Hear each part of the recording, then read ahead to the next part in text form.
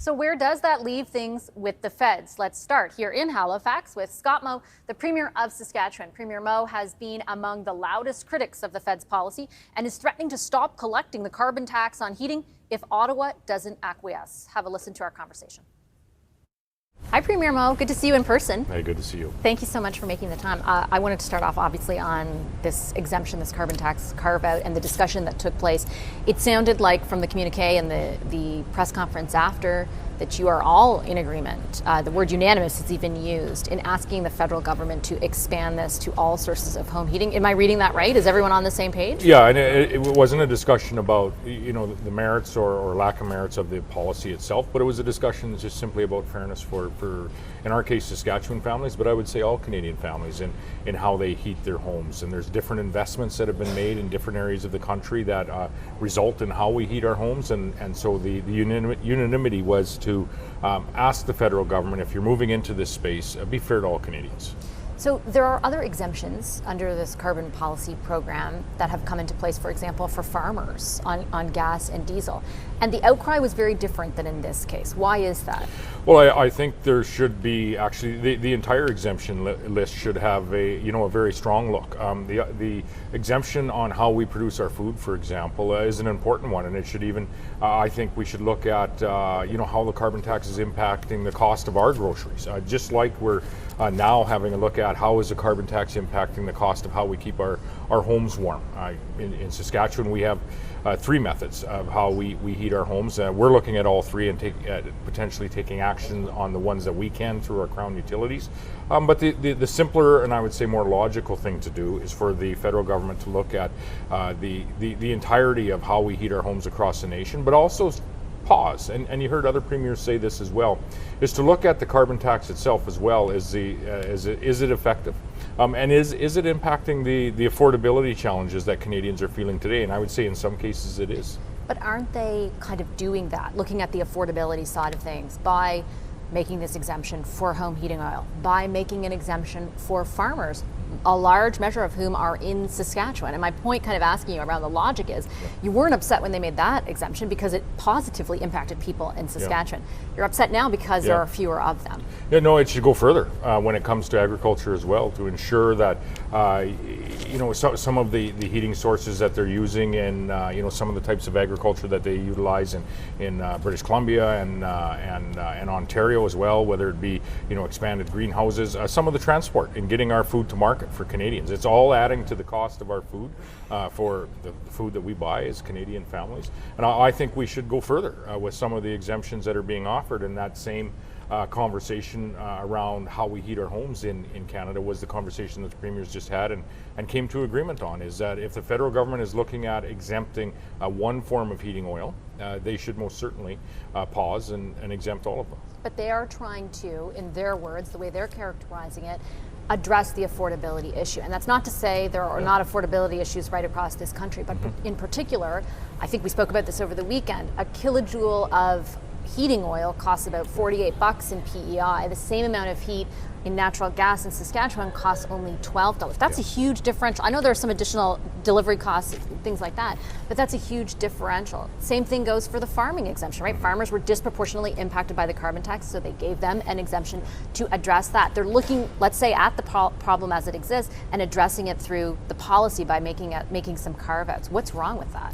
They should look at further carve-outs to impact in a positive way the affordability of all Canadians, whether it be in our food production and transporting that food to Canadians, or whether it be in how we heat our homes regardless of where you live. And so we've talked about the natural gas cost. But what if the rebate covers the natural cost of natural gas? Like you get a rebate in Saskatchewan, $1,300 for a family of four. For all of the carbon tax that we pay. And we must remember that the province of Saskatchewan did make an offer that was in excess of the minimum, in excess of what New Brunswick was utilizing to take over that whole taxation, which was not accepted by the federal government. But alongside the natural gas customers that we have, residential customers. In many of our rural and remote and often northern and indigenous communities, they're using propane or electricity. And so they're paying a significant amount of carbon taxation on, in particular, those that are utilizing electricity. And so we're actively looking at, is there an opportunity for Saskatchewan to extend this beyond our Crown utility, the gas company,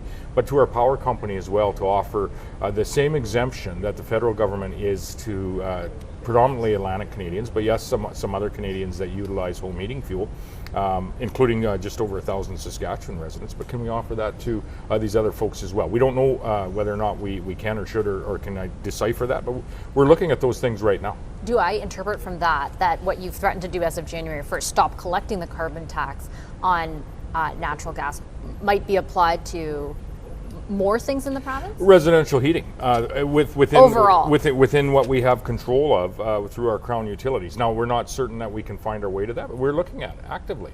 We're going to be moving through enabling legislation with our gas company, our Crown-owned gas company in Saskatchewan, looking at the power company when it comes to alleviating the costs of the carbon tax, when it comes to the residential heating costs of people's homes. This is the very same decision the federal government has made, largely impacting Atlantic Canada, and we're looking at what we can do as a province to impact Saskatchewan residents. So this is Have this you is received new and it's new, it's also characterized as illegal. Have you gotten a legal opinion that, for example, Sask Energy will not be fined, or its CEO will not be fined in the event you stop collecting that tax? No, there'd be and we're looking at enabling legislation for our gas company right now to ensure that we are able to do it. But But do you have a legal opinion that they will be immune from the law? I've openly admitted this is not following the federal law, but will be following the Saskatchewan law. But which, the federal of which we'll be law enabling. applies to every province with great respect. So does If I don't like the PST in Saskatchewan, I can't just not pay it. Which goes to the ridiculousness of this entire conversation and a need for the federal government to treat all Canadian families equally. We're making the same decision as the federal government has made around home heating fuel for the fuel sources that impact Saskatchewan residents. It's exactly the same outcome-driven decision. And in one case, the federal government would say you're not following our law, and in their case, they would say they are. So we're going to follow the provincial laws. But with great respect, Premier, that's convoluting the logic a little bit. It's not illegal for them to offer this exemption. It may be unfair. It may be not applied in a way that is amenable to other people in the country, but it's not illegal. For the province to have to pass its own law that basically circumvents federal law, like I said, if I don't like a tax, I can't just not pay it. Speaks to the very challenging situation that this federal government is putting our nation in, doesn't it?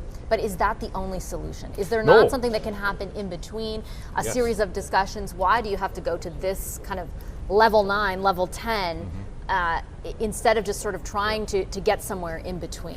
No, absolutely there is. It's for the federal government to revisit their decision and treat all Canadian families fairly. That is the logical decision. That is where we would hope the federal government will land, and we hope that happens prior to January the 1st. So, but you're going to pass legislation before then? We'll pass enabling legislation. Again, the right decision on behalf of all Canadian families and Canadian homeowners and those that rent homes across our nation is for them to extend the carbon tax pause that they have to all sources of home heating fuel. That is treating Canadian families fairly, and that's what we hope they do. Have there been any conversations behind the scenes, apart from what's playing out in public, between yourself and the federal government about the possibility? Yeah, I think of they that? offered us some heat pumps. Other than that, there's been nothing that's No, gone on behind no. the scenes? Anything on the schedule? Are you pursuing a meeting about this? No, we've reached out. We've been pretty clear on what we're asking the federal government to do. We'll get an indication, I think, with respect to how all the conversation comes with the vote that's occurring today. But we would ask the federal government to make the right decision and treat all Canadian families fairly. Okay, Premier, I'll leave it there. Thanks for your time today. Appreciate it. Thank you.